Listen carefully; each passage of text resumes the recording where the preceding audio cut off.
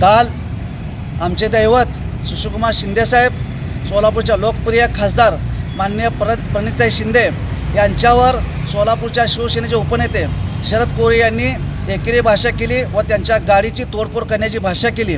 आज मी तुम्हाला सांगतो, सोलापूर शहर दक्षिणची जागेचा विषय आला तर सुशीलकुमार शिंदेसाहेब त्या जागेवर मुख्यमंत्री झाले, त्या ठिकाणी आनंदराव देवकर आमदार झाले, दिलीपराव माने मालक त्या ठिकाणी आमदार झाले।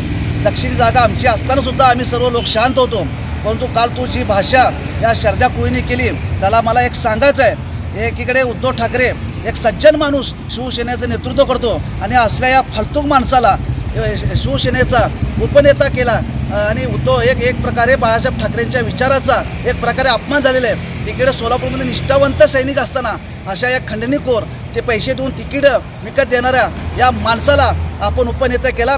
यामध्ये शिवसेनेची खूप मोठी शोकांतिका आहे।